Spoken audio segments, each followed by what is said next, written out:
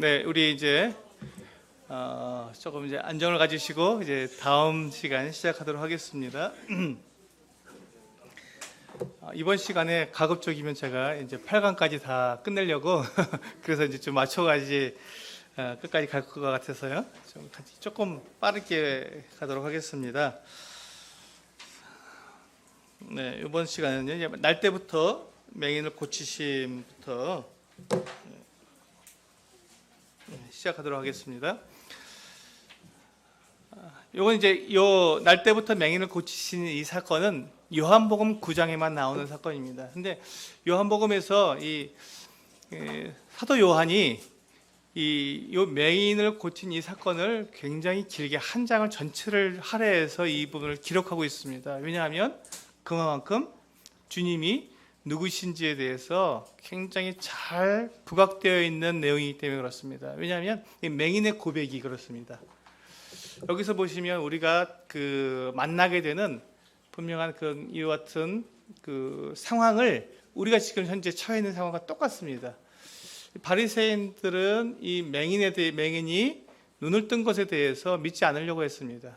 그가 정말 날 때부터 맹인으로 났느냐 아니면 다른 사람이냐?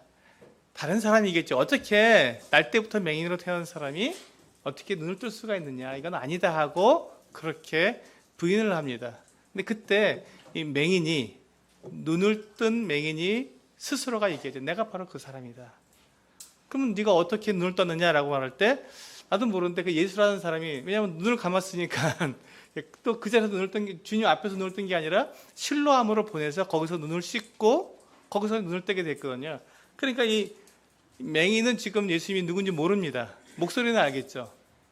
그 이름은 알고 있습니다. 근데 그가 누군지 본 적이 없어요. 근데 이 맹인이 어떻게 합니까? 예수 그리스도에 대해서 정확하게 자기가 고백을 합니다. 이게 우리와 동일한 상황에 있는 것이죠. 우리도 예수 그리스도를 보신 적 있습니까? 네, 한 번도 우리는 본 적이 없습니다. 근데 이 맹인이 고백한 것처럼 자기에게 역사에서 자기의 눈을 뜨게 해주신 이분, 그 누가 날 때부터 맹인으로 태어난 사람의 눈을 뜨게 한 사람 난 본 적도 없다. 그렇잖아요. 우리처럼 날 때부터 죄인으로 태어난 우리를 갖다가 우리의 모든 죄를 다 용서해 주시고 거룩한 하나님을 바라볼 수 있도록 우리의 눈을 뜨게 해주신 분이 과연 누가 있냐는 거예요. 우상이 그렇게 할 수 있느냐는 것이죠. 아니면 세상의 어떤 선생이 우리에게 하나님을 분명히 알 수 있도록 나의 모든 죄를 용서해 주시고 그 거룩한 눈으로 하나님을 바라볼 수 있는 하나님의 자녀가 된 이 일을 누가 해줄 수 있냐는 것이죠. 이 똑같은 고백인데 이 맹인은 그것을 했거든요. 그 누구 앞에서 했냐면 당국자들 앞에서, 세력가들 앞에서. 그 사람들은 지금 예수 그리스도에 대해서 이야기하게 되면 출교하기로 이미 마음 작정한 사람들이 그걸 얘기하고 있는 사람들입니다. 그러니까 이 맹인은 자기가 그것을 예수 그리스도를 고백하고 이 당국자들하고 척을 지게 되면 안 그래도 가난한 사람인데 이제 이 유대인 사회에서 쫓겨나게 되면 그건 먹고 살 일이 없는 거예요. 정말로. 근데 이 맹인은 어떻습니까? 그것과 상관없이, 전혀 상관없이 내 눈을 뜨게 해주신 분이 바로 예수 그리스도다. 당신들은 어떻게 그걸 못 믿냐? 그러면서 그분에 대해서 증거합니다. 이게 그렇기 때문에 그 사도 요한이 이 맹인에 대한 이 부분을 부각시켜서 9장 전체에 걸쳐서 그 부모에 대한 이야기, 배경에 대한 얘기를 자세하게 기록해 놓은 그 이유가 지금 우리들하고 동일한 상황이기 때문에 그렇습니다. 모든 믿는 사람들에게 주어진 동일한 상황, 예수 그리스도는 우리가 보지 못했고 그러나 그분을 사랑하고 있는데 그분께서 나에게 해주신 모든 역사를 내가 가지고 있는데, 증거가 있는데 과연 나는 그 증거를 가지고 사람들 앞에서 당당하게 그분을 고백할 수 있겠느냐 하는 것이죠. 지금 점점 어디로 갑니까? 예수 그리스도께서 하나님의 아들이시다. 그 앞에서는 구원자에 대해서 초점을 맞춰져 있었고요. 점점 그분이 하나님의 아들이시다는 점으로 계속 초점을 맞춰서 좀 나가고 있는 것입니다. 왜냐하면 십자가에서 죽으셔야 했기 때문에. 근데 이분이 그 주님께서 이 맹인을 보내서 눈을 씻은 이 실로암 연못은, 이거는 뭐 이렇게 크게 중요한 건 아닌데 여러분들 배경적으로 알아두시면 좋은 자료인 것 같아서 제가 말씀을 드립니다. 원래는 그 예루살렘 성에 여기 이 기혼샘이라고 하는 샘물입니다. 이 기온샘은 이 예루살렘 성 바깥에 있어요. 근데 여기서 이게 예루살렘 성은요 해발이 739 정도 됩니다. 높은 해발이 높은 곳이에요. 그러니까 거기다 또 이제 이게 바위가 많은 곳입니다. 그쪽 지역이. 그러니까 거기에서 그 물을 얻기가 참 어렵지 않습니까? 근데 이 기온샘에서 물이 납니다. 맑은 물이 납니다. 얼마나 이게 복이에요? 그럴 때 여기에 그래서 성을 지을 수 있는 그 이유가 이 기온샘 때문인데, 이 기온샘이 성 바깥에 있습니다. 그러니까 이 물을 기르러 성 바깥으로 나갔다가 물을 기르서 안으로 들어와야 되는 입장이 된 거예요. 근데 이게 제가 여기 기록해 놨지만 히스기야 때 아수르의 사네립이 이제 예루살렘을 침공하려고 이제 이렇게 쳐들어왔습니다. 근데 굉장히 쉬운 방법으로 예루살렘을 정복할 수 있는 것은 이 물을 딱 막아버리면 끝인 거예요. 이 안에 있는 사람 다 목말라 죽게 생겼으니까 이 샘만 딱 차지해버리면 항복할 수밖에 없습니다. 물이 없으니까. 그래서 히스기야가 요 바깥에 있는 이 기온샘을 메꿔버리고요. 이 샘을 갖다 돌려서 다윗성 안으로 이렇게 들여온 겁니다. 수로를 파서. 다 바위거든요. 이 바위를 갖다가 이 폭이 한 60cm에서 80cm 정도, 높이는 한 2m 정도에 그걸 다 곡괭이로 판 거예요. 그 당시에 뭐 드릴이 없었으니까. 파서 약 500m가 넘습니다. 530m 정도로 이게 파서 여기다가 이 성 안에다가 샘을 이게 연못을 만든 겁니다. 그 연못에서 이제 제사장들도 손발도 씻고 또 사람들도 손발도 씻고 하는 곳이에요. 이곳이 이제 실로암이 된 것이죠.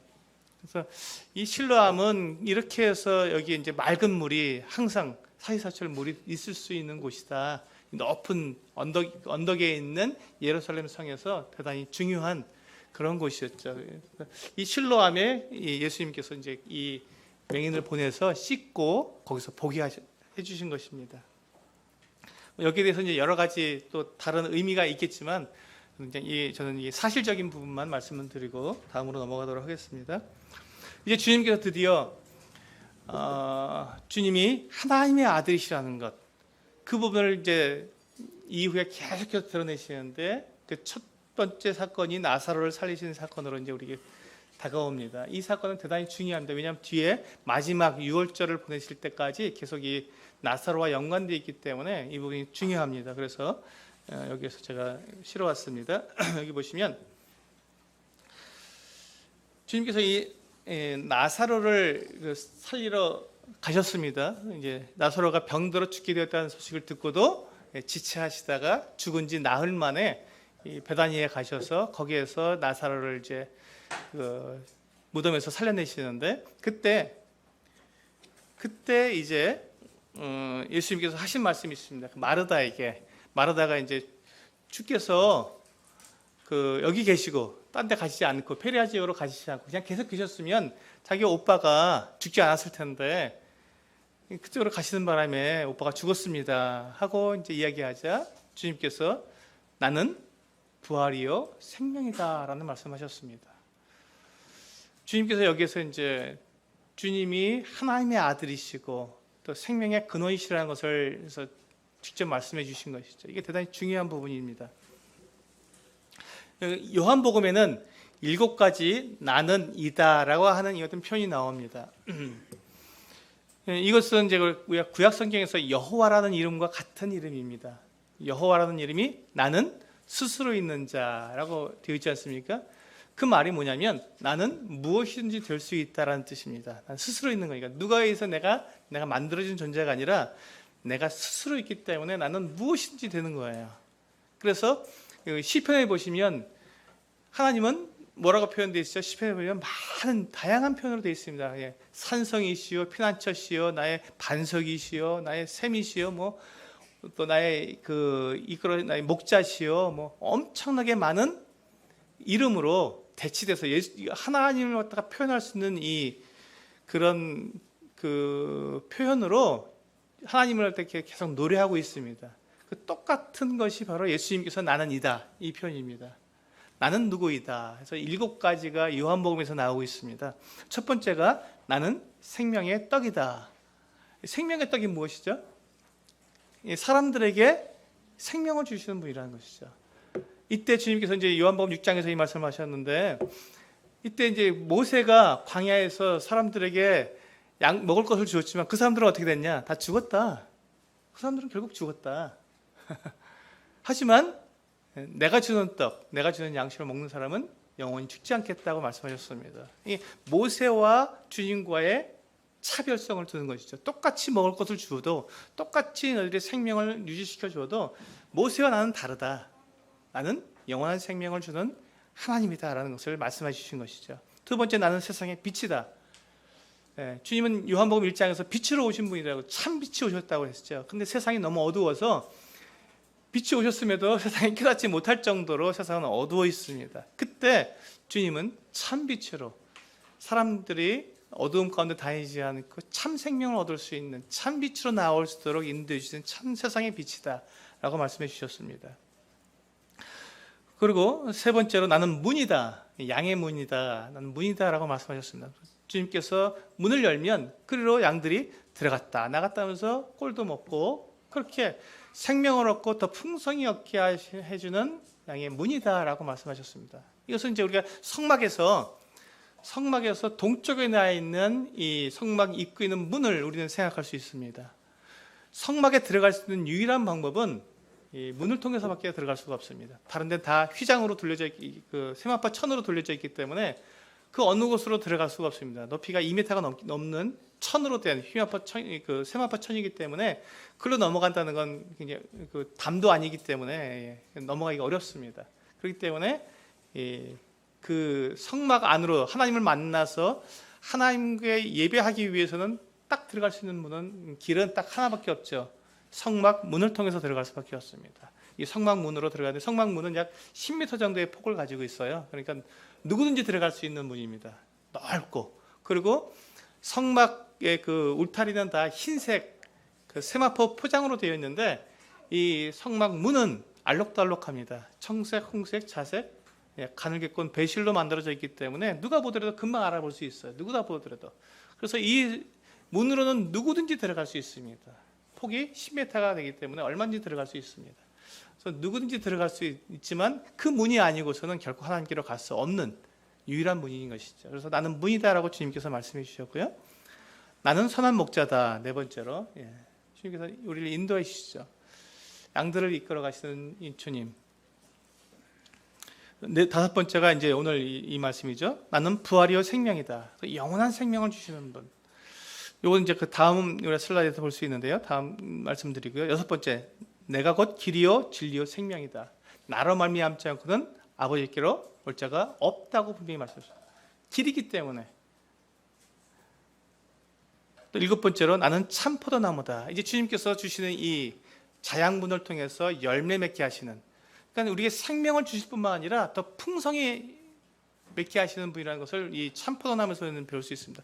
이 참포도나무, 이 요한복음 15장에 나와 있는 이 참포도나무의 이 가르치심은 우리가 생명을 얻는, 구원받는, 죄사함을 받는 이 내용을 말씀하시는 것이 아니라 이것은 열매 맺는 삶을 말씀하고 있는 것입니다. 풍성한 삶을 말씀하고 있는 것입니다. 많은 부분들이 이제 여기서 이제 그 오해를 하고 계시는데, 그 포도나무에 가지가 붙어 있으면 절로 열매를 맺는다 그러는데, 주님은 그걸 깨끗하게 하시기 위해서 이제 재해 버리신다거든요.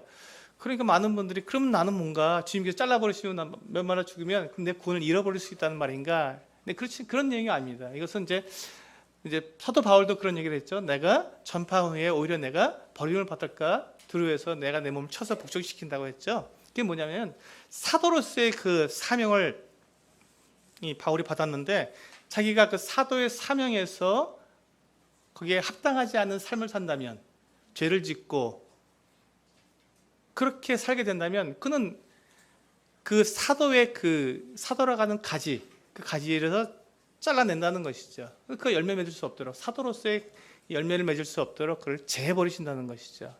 그 생명에 관한 부분은 아닙니다. 이 부분은요.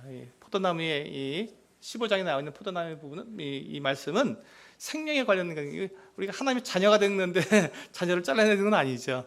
그래서 그 부분은 우리의 사역에 관한 부분들, 주님을 섬기는 부분에 대한 열매 맺는 부분이기 때문에 그렇게 이해해 주시면 좋겠습니다. 그래서 이제 우리 오늘 이 부분에 지금 나는 부활이요 생명이다 하는 이 부분을 우리 보시겠습니다. 우리 요한복음 11장 25절과 26절에 기록되어 있으니까 우리 슬라이드 보시면서 같이 한번 읽어보시겠습니다. 시작.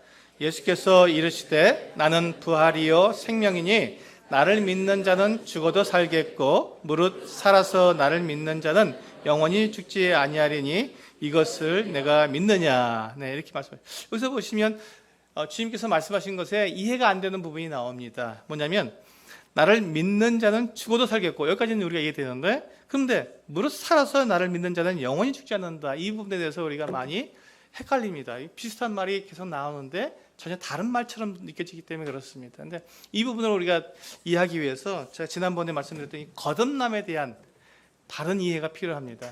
우리가 거듭났다고 하는 부분, 우리가 구원받았다고 하는 부분은 우리가 이제 죄 사함에 대한 부분이고요. 거듭났다고 하는 부분은 새 생명에 관한 부분입니다. 같은 것이지만 우리가 바라보는 게 그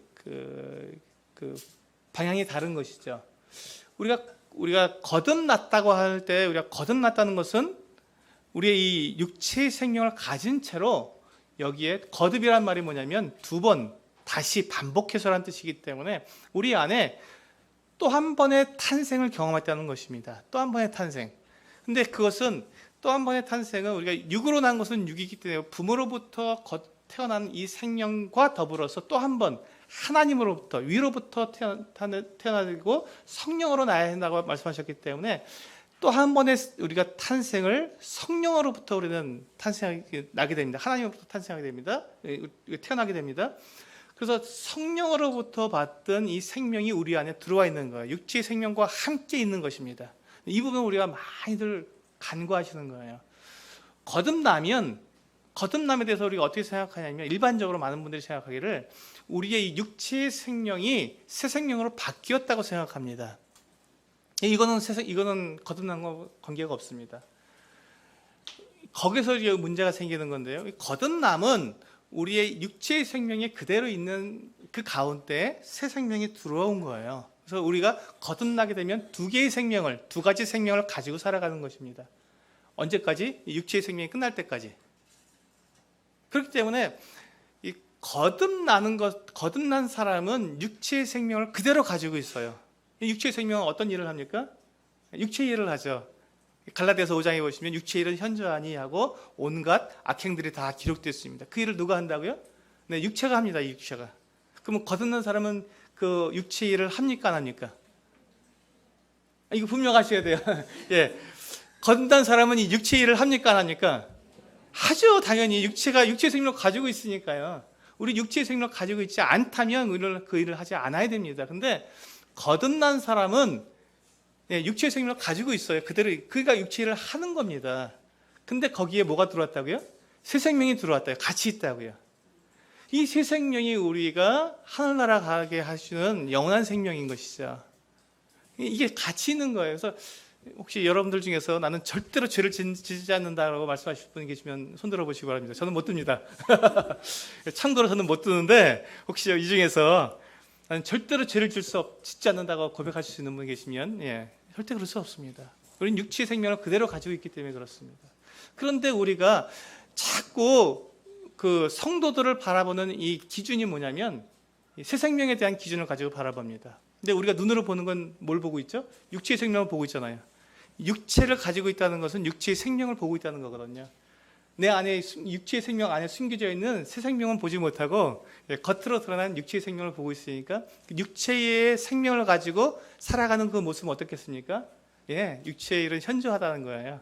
분명히 다 보이는 거예요. 그 일을 하고 있는 성도들을 보면서 우리는 뭐라고 말합니까? 판단하죠.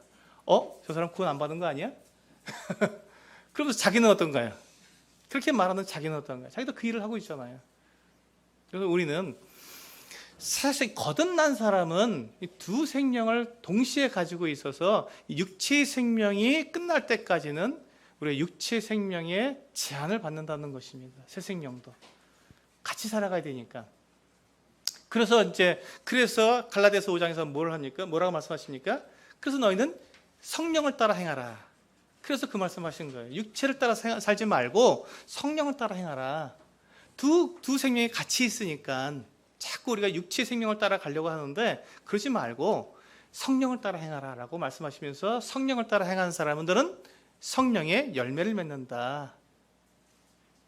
그러니까 우리가 성령의 열매를 맺기 위해서 성령을 따라 사는 삶을 살아야겠구나 하고 가르쳐주고 있는 것이죠. 그래서 여기서 보시면 여기서 부활이요 생명이라고 말씀하셨는데 여기서 먼저 말씀하시는 나를 믿는 자는 죽어도 살겠다 하는 것은 이 죽음, 모든 사람은 다 한 번 다 죽습니다. 한 번 죽는 것은 사람에게 정해진 것이기 때문에 모두가 다 육체의 생명이 끝나는 육체와 영혼이 분리되는 이 죽음을 맞이하게 됩니다. 그때 죽어도 육체의 죽음을 통해서 죽어도 다시 살겠고, 그렇죠? 우리는 새 생명을 갖고 있으니까 다시 살아나는 것입니다. 근데 무릇 살아서 나를 믿는 자는 영원히 죽지 않는다. 새 생명이 있으니까 육체가 죽는다 할지라도 그는 절대 죽지 않는다는 것입니다. 같은 말씀을 하신 건데 반복적으로 하셨는데 다른 면을 가지고 우리에게 말씀해 주신 것이죠. 이해가 되십니까? 네. 첫 번째로 나온 죽어도 살겠고는 내 육체의 죽음을 통해서도 우리는 계속 영원히 살아있는 것이고, 두 번째 영원히 죽지 않는다. 무릇 살아서 나를 믿는 자는 죽지 않는다고 하시는 말씀은 내 새 생명에게 영원한 생명이 있기 때문에 육체가 비록 죽는다 할지라도 그는 결코 죽지 않는 사람이다. 그래서 사람은 두 번의 죽음이 있습니다.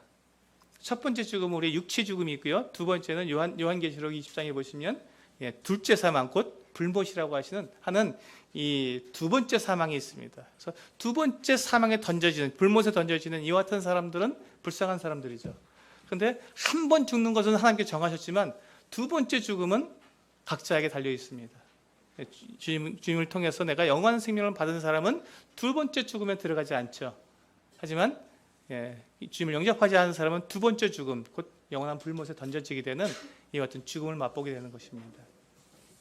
그래서 주님께서는 이 두 번째 죽음에 우리가 들어가지 않는다는 약속을 이 두 번째 말씀에서 나를 믿는 자는 영원히 죽지 아니하리니라는 말씀은 이 둘째 죽음에 우리가 들어가지 않는다는 것을 우리에게 말씀해 주신 것으로 보면 되겠습니다. 주님은 이제 계속해서 앞으로 나아가고 계십니다. 어디로요? 나가는 방향이 어디라고요?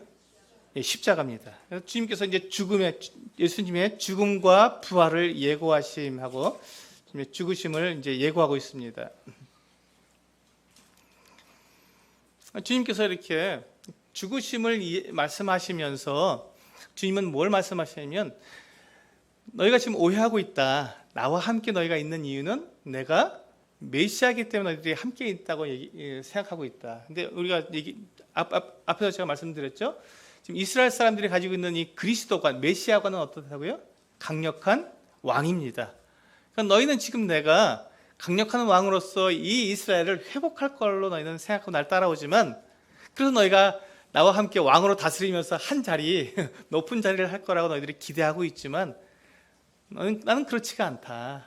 내가 너에게 주려고 하는 이 나라, 그 나라는 영원한 나라고 그 나라는 이 땅에 있는 나라가 아니다 하고 말씀해 주시면서 이 죽으심과 십자가의 죽으심과 부활을 말씀하시면서 그 뒤에 뭘 말씀하시냐면 이 세상의 주관자들, 이 세상의 권세자들은 너희를 사람들 앞에서 권세를 부리고 너희를 다 압제하고 그렇게 행하지만 너희는 그렇지 않아야 한다라고 말씀하십니다.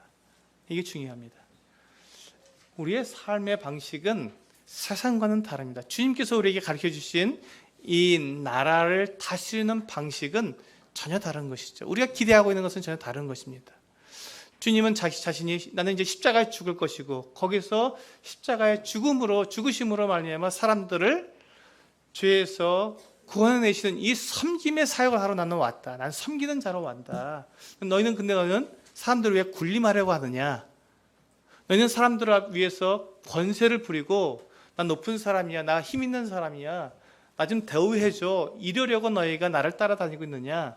그러려고 너희들이 지금 나한테 배우고 있느냐? 그렇지 않다.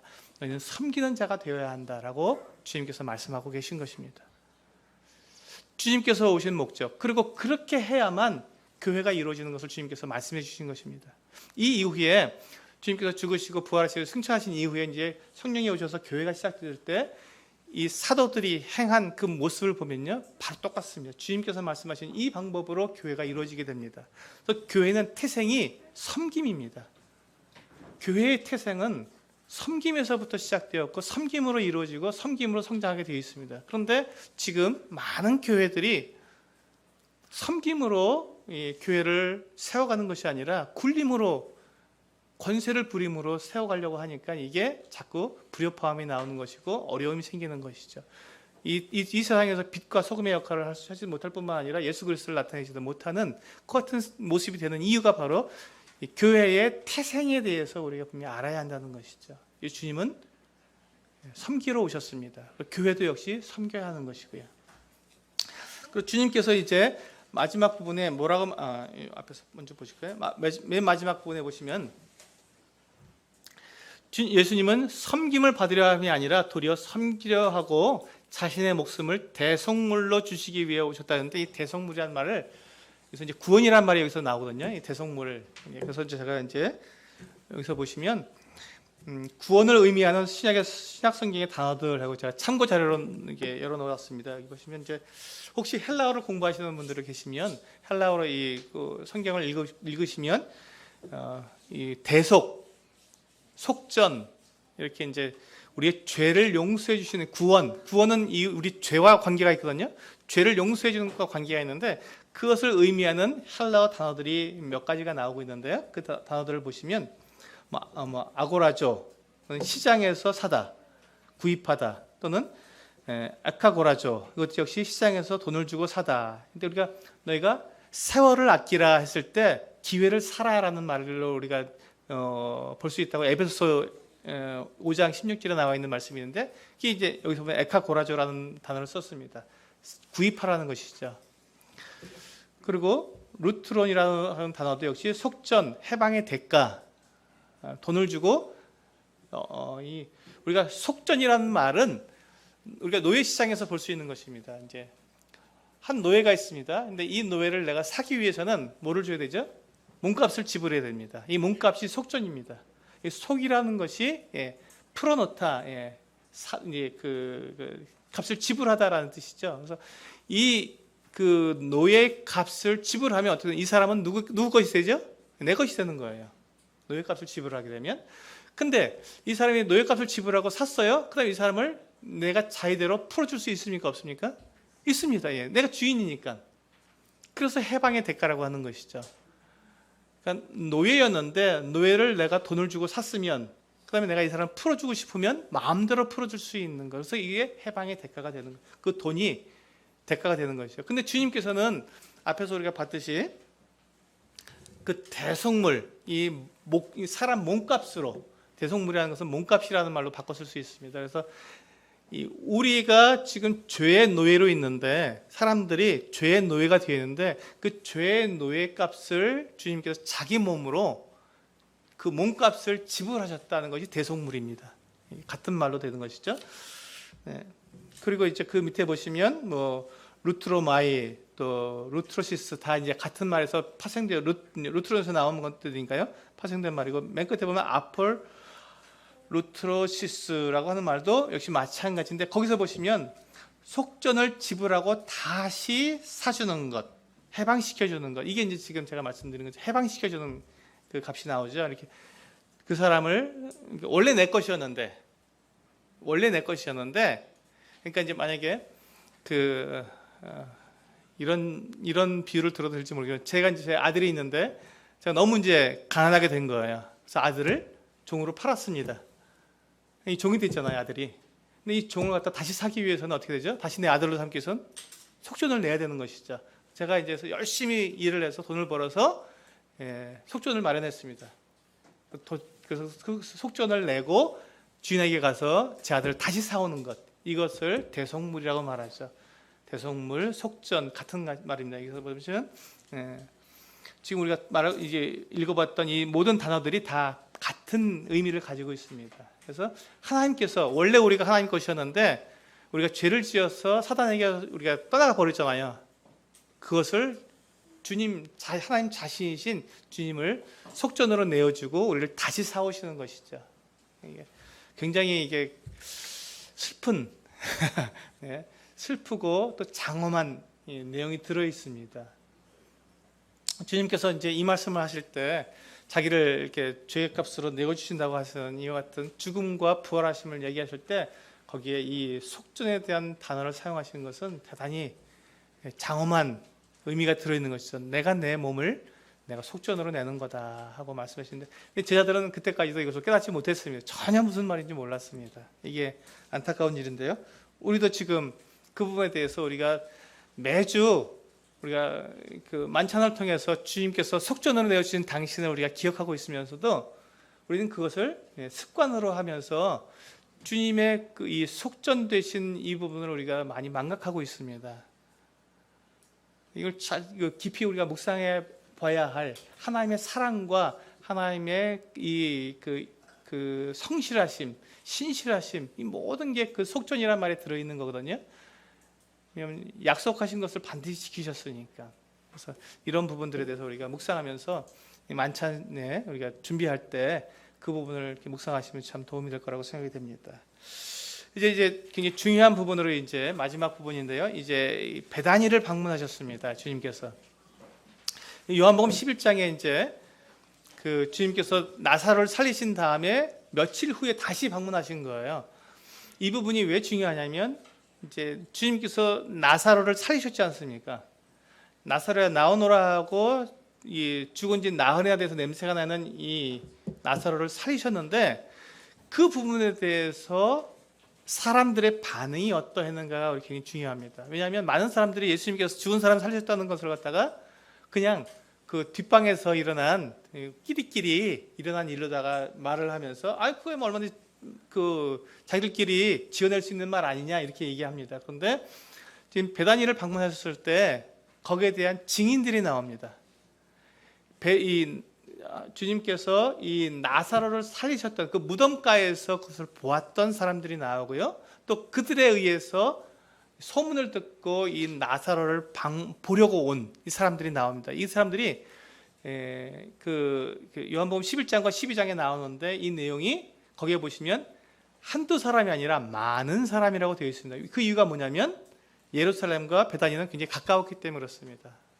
한 2km 정도 떨어졌습니다. 걸어서 30분이면 갈 수 있는 거리입니다. 그렇기 때문에 예수님이 이 베다니에서 일어난 이 사건은 예루살렘에 와 있는 사람들이 얼마든지 그것에 대한 소문을 듣고 그것을 확인하려고 와서 그것을 그 나사로를 보고 예수님께서 행하신 그 이적을 확인해보고 그것을 믿을 수 있는 그 같은 환경이 되었던 것이죠. 그래서 이 성경에 그것을 기록해 놓은 것은 그것에 대해서 진위를 사람들이 보고 얼마든지 복음서에 대한 이 믿음을 가질 수 있느냐 그렇지 않느냐 하는 이 부분을 우리가 이야기할 수 있습니다. 이게 무슨 말이냐면요. 우리가 성경을 기록한 게 주님께서 만약에 우리가 얘기하는 것처럼 주 33년쯤에 돌아가셨다라고 생각하면 이 성경이 기록된 것은 그 이후에 한 20년 정도 지난 다음에 마가복음부터 해서 쭉 기록이 되었다고 학자들이 그 연구 결과 이렇게 이야기합니다. 그러면 길어야 30년 안팎의 이 복음서가 기록이 되어서 사람들이 손에 들고 있었습니다. 읽고 있었습니다. 근데 그때 이 사람들이 그 복음서를 물론 요한복음은 이제 그 이후에 더 이후에 한 40년 정도 지나서 이제 기록이 되었지만 30년, 35년 정도 이렇게 지나서 기록이 되었지만 근데 여하튼 이게 30-40년 정도 안팎의 이 복음서들이 기록되었기 때문에 사람들이 이것을 복음서를 받아들었을 때 그 사건에 연관된 사람들이 여전히 생존해 있는 사람들이 많이 있었다는 것이죠. 근데 그 사람들이 이것에 대한 진위를 얼마든지 이야기할 수 있었던 것입니다. 특별히 왜 이제 이 부분이 중요하냐면 예루살렘에서 가까운 지역입니다. 근데 이제 교회가 어디서부터 시작됐죠? 예루살렘에서 시작됐습니다. 그러니까 예루살렘에서 지금 이 복음서를 가지고 사람들에게 예수 그리스도에 대해서 증거했고 사람들이 모일 때마다 이 복음서를 읽었는데 그렇다면 그들이 예루살렘에서 있었던 이 사건, 베다니는 예루살렘이라고 말해도 상관없는 가까운 지역이기 때문에 예루살렘에서 있었던 이 사건, 이 엄청난 기적에 대해서 사람들은 얼마든지 그 진위를 파악할 수 있었던 것이죠. 근데 이것에 대해서 아무도 비판하지 않고 이것을 받아들일 수 있었던 것은 무엇입니까? 이 기록이 사실이라는 것이죠. 사실이었다. 그래서 여기 보시면 나사로 부활의 증인들하고 되어 있습니다. 네, 나사로는 여기 보시면 6월절에 예루살렘에 온 유대인의 큰 무리들이 그 예수님을 보기 위해서 베다니에도 왔지만 하지만 그들은 부활한 나사로도 보고 싶어했다라고 되어 있습니다. 이게 여러분들 우리 한번 찾아볼까요? 요한복음 12장. 이 부분이 우리가 많은 이해가 좀 필요한 부분이라서 말씀을 드리겠습니다. 요한복음 12장.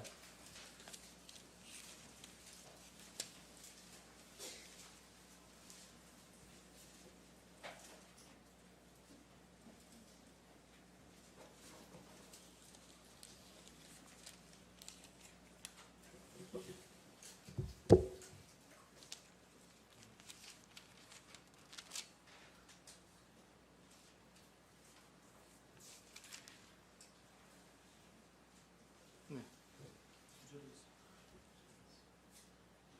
9절과 17절 말씀 이렇게 두 군데를 보시면 될 것 같습니다. 9절에 보시면 유대인의 큰 무리가 예수께서 여기 계신 줄을 알고 오니 이는 예수만 보기 위함이 아니요 죽은 자 가운데서 살리신 나사로도 보려 함이로라. 그리고 이제 17절에 보시면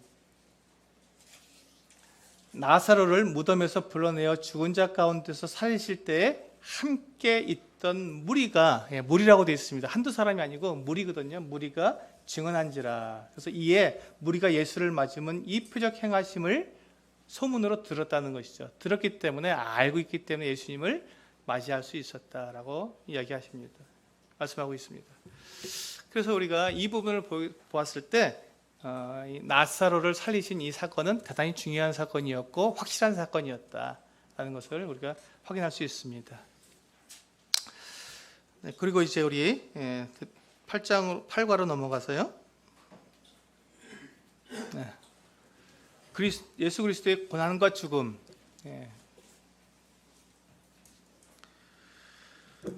드디어 이제 주님께서 이제 그렇게 걸어오셨던 그 길, 맨 마지막 이 십자가로 나오셨던 그 길의 목적지가 이제 다 이제 돌아왔습니다.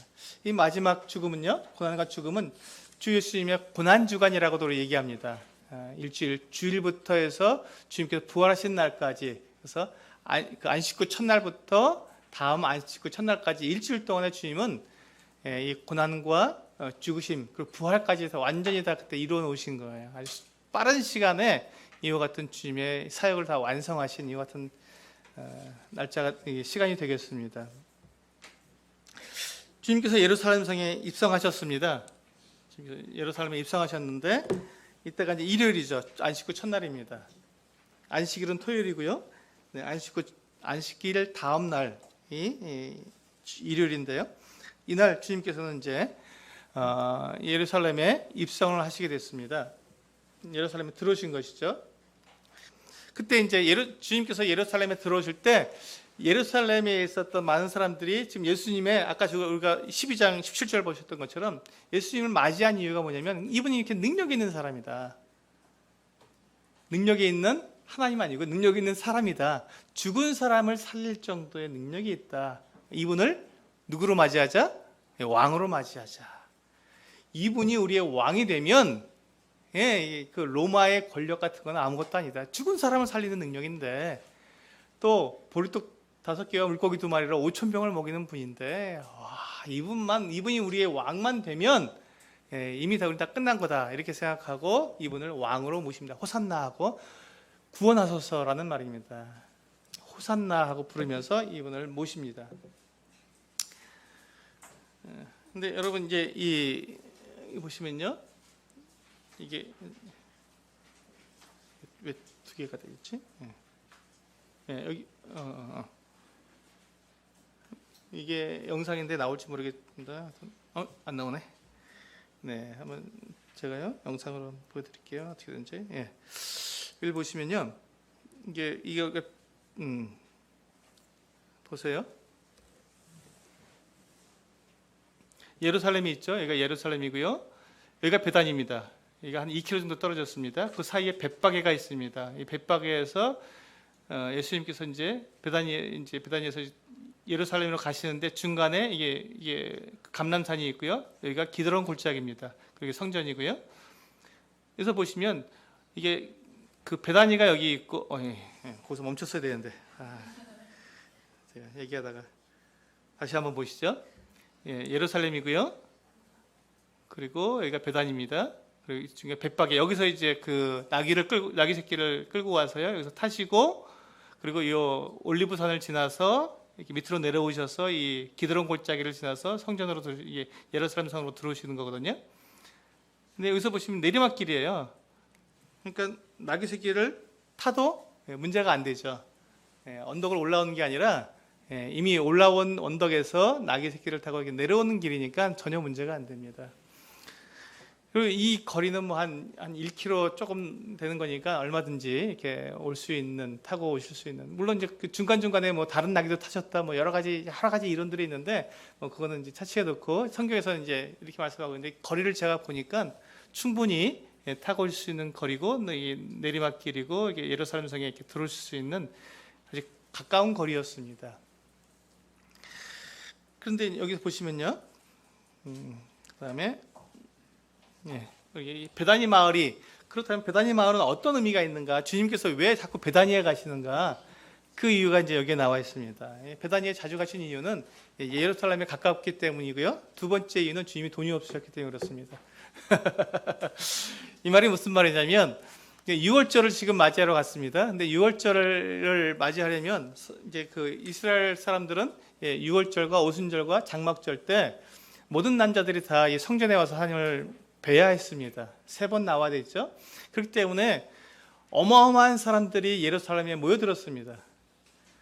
그러면 예루살렘에 묵으려면은 거기서 뭐 하루 이틀 있는 게 아니면 어떤 경우는 한 달 이상도 있을 수도 있습니다. 먼 외국에서 왔는데 예루살렘에 왔으니까 오랫동안 머무는 분들도 많았습니다. 그렇기 때문에 거기서 오랫동안 머물러야 되는데 뭐가 필요하죠? 돈이 필요하죠. 머물려면 거기가 집이 없으면 그러니까 예루살렘에 이 명절 때 오는 분들은 돈을 잔뜩 싸들고 와야 되는 것이죠. 그래서 거기서 이제 묵으면서 먹고 마시고 지내면서 이제 이렇게 말씀도 듣고 교제도 나누고 이런 생활을 거기서 했습니다. 예수님은 가난한 분이시고 그렇기 때문에 예루살렘에 왔을 때 머물 만한 그런 곳이 없어요. 그 예루살렘에서 가장 가까운 동네가 여기입니다. 베단입니다. 사실은 그 전에 벳바게도 있고 하지만 예루살렘에 가까우면 가까울수록 더 묵는 비용이 더 커지겠죠. 베다니까지 오신 거죠. 근데 베다니에 주님을 사랑하는 이 마르다와 마리아, 이 나사로의 가정이 주님을 맞이해서 자기 집에 머물도록 해주었기 때문에 주님은 이 베다니에서 머무셨습니다. 이 베다니하고 이 예루살렘하고 거리가 한 2km 정도 떨어졌기 때문에 뭐 장정이 걸어가면 한 30분, 40분이면 걸어갈 수 있는 거리입니다. 그렇게 멀지 않죠. 그러니까 주님은 아침에 이제 예루살렘으로 출근하시는 거예요. 걸어서 이 감람산을 지나서 출근하셔서 거기서 이제 가르치시고 일을 하시고 이제 저녁이 되면 다시 퇴근하시는 거죠. 어디로? 베다니로. 그래서 이 베다니를 이제 왔다 갔다 하시면서 베다니에서 많은 일들을 하시게 되는 것입니다.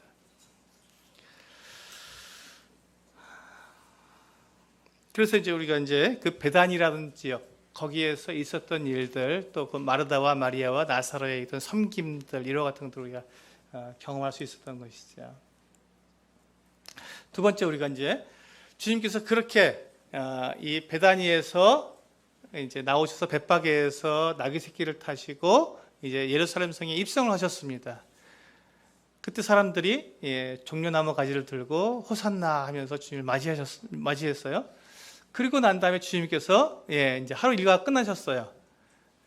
예루살렘에 입성하자마자 바로 성전에 들어가신 것이 아니라 이제 거기까지 하시고 이제 하루 일과가 끝나셔서 퇴근하셨어요. 베다니로. 그리고 다음 날 들어오셔서 이제 무화과 나무도 저주하시고 그러면서 이제 이 성전에 오셔서 성전을 다시 한번 정화합니다. 우리가 이제 이 예수님께서 사역 초기에 성전에 오셔서 성전에 그 매매하는 자들을 쫓아내신 성전 정화하신 사건이 한 번 있었는데 두 번째 성전 정화 사건이 있게 됩니다. 물론 어떤 학자들과 하는 이 두 사건이 같은 내용이다. 근데 그걸 이렇게 앞뒤에다가 써놓은 것 뿐이지 서로 같은 내용이다 하고 있는 분들도 있지만 일반적으로는 이것이 두 번의 성전 정화 사건이 있었다라고 이야기를 합니다. 그래서 지난번에 이제 제가 설명드린 것처럼 다시 한번 상기시켜 드리면요. 지금 이 성전의 이 모양은, 이 모습은 헤롯이 왕이 된 이후에 유대인들의 마음을 사기 위해서 확장시켜 놓은 성전의 모습입니다. 그러니까 제가 말씀드린 것처럼 이 헤롯은 그 이두메 사람이에요. 그렇기 때문에 이 사람은 적법한 왕이 되지 못합니다. 그러니까 유대인들에게 계속 손가락질을 당할 수밖에 없습니다. 그러니까 이 사람이 유대인들의 환심을 사기 위해서 가장 그들이 중요시 여기는 성전에 엄청나게 투자를 합니다. 그러니까 사람들이 성전을 이렇게 멋지게 만들어주고 성전을 성전답게 만들어주니까 이 헤롯에 대해서 비난이 줄어들 수밖에 없죠. 원래 이 성전은요, 그 헤롯이 왕이 되기 전에 그 성전은 마카비 성전터라고 있습니다. 이 마카비가 이제 그 제가 아까 말씀드렸던 것처럼 이 말라기부터 이 요한까지 그 중간, 그때 하나님께서 침묵하셨던 그 중간에 있었던 이 마카비라고 하는 마카비 형제가 이제 막 이렇게 그 대항해서 침략군과 이 정복자들과 이제 대항해서 독립을 하게 되는, 그래서 이제 나라를 이렇게 이스라엘 나라를 이렇게 회복하는 이와 같은 그 기간이 있었습니다. 그래서 이제 마카비가 마치 메시아가 된 것이죠. 일종의 사사가 된 것이죠. 그때 이 마카비가 이렇게 성전을 갖다가 이렇게 딱 구획을 졌습니다. 이렇게 정사각형으로, 이게 지금 마카비 성전터입니다. 이게 바깥에. 그리고 요 안에 있는 요 담은 뭐냐면 이게 이게 이방인의 담입니다. 여기까지는 이방인들이 나올 수 있고 여기 요 담을 넘어서면 이게 유대인들의 지역이기 때문에 죽습니다. 이방인은 요 담은 못 넣습니다. 여기 이제 이방인의 뜰이 된 거죠. 그런데 요 이방인의 뜰 지역을 갖다가 이렇게 좁았는데 이걸 이렇게 넓혀버린 거예요. 헤롯 대왕이. 그리고 이렇게 부자들이 다니는 이렇게 길도 따로 만들어주고, 그리고 여기 그 입구를 이게 그 언덕이기 때문에 굉장히 고민스러운데 넓히면서 입구를 어떻게 만들까 했는데 정말 멋지게 이렇게 지하도 이렇게 지나가듯이 만들었는데 지하가 아닌 것처럼 만든 아주 멋진 이런 문들을 만들어주고 이러면서 어마어마하게 저길 투자를 한 거죠. 근데 지금 이제 이게 제가 왜 그 말씀을 드리냐면, 유대인들이 그때 당시에 유대인들이 생각했던 성전, 그러면 요 마카비 성전터 안에 여기까지 이걸 진짜 성전으로 생각하고 그 뒤에 늘려 확장시켜 놓은 이 부분은 성전으로, 준 성전으로 생각했던 거예요. 그래서 그때 당시에 이제 가야바와 안나스라는 대대장이 여기다가 이렇게 그 매매할 수 있는 매매 그 시장을 만들어 놓은 거예요. 그러니까 만약에 마카비 성전터 안에다가 이걸 시장을 만들어 놨다면 난리가 났겠죠. 성전을 더럽혔다고 했을 텐데, 근데 요 마카비 성전터 뒤에다가 바깥에다가 해놓게 놨기 때문에 뭐 그럴 수도 있어라고 그걸 받아들이게 된 겁니다. 그런데 한번 생각해 보세요. 이게 그렇든지 저렇든지 간에 이게 성전이라고 해서 이렇게 확장을 시켜놨으면 이 마카비 성전터 바깥은 성전일까요, 아닐까요? 성전이죠, 여전히. 근데 그 부분을 이 경제적인 논리와 이 권세로 눌러버린 거죠. 이 마카비 성전터가 진짜고 여기는 그래도 준 성전이니까 우리가 만든 거니까라고 말하면서 거기에다가 이 매매하는 곳을 만들어 놓고 여기에서 장사를 한 것입니다. 근데 주님께서 들어오셔서 여기도 이방인의 뜰이고 여기도 하나님께 기도하러 온 사람들이 기도하는 곳인데 하고 여기를 또 정화를 시켜주신 것이죠. 깨끗하게 몰아내신 것입니다. 그럴 때따라 우리가 이제 여기서는 우리가 받을 수 있는 교훈이 있죠. 우리들의 마음속에 주님을 영접한 이후에 우리가 삶을 살아가는 동안에 우리 안에도 과연 내가 내가 이만큼은 주님께 드릴 수 있지만 내가 이거는 안 돼라고 내가 이건 내 마음대로 살 거야 하던 시간이라든지 또 물질이라든지 또 내 힘, 내 관심사 이 모든 것들이 때로는 이와 같이 주님께서 정화시켜 준 것처럼 여기까지는 성전이지 여기는 준성전이야 하고 내 안에도 그와 같은 성전고서 때로는 장사도 하고 매매도 하고 온갖 것들을 거기 들여놓는 그와 같은 것들이 나에게 있지 않는가 하는 생각을 갖게 됩니다. 형제자매님들도 만약에 이와 같이 이런 매매하는 곳이 있다면 주님께서 그것을 정화시키시고 내 집은 기도하는 집이라고 말씀하신 것처럼 내 안에 하나님과 만날 수 있는 곳이 만나지 않아도 되는 그 같은 곳이 없도록 모든 곳이 다 하나님과 만날 수 있는 그 같은 곳으로 정화시키는 것이 우리에게 필요하다고 말씀을 드릴 수 있습니다.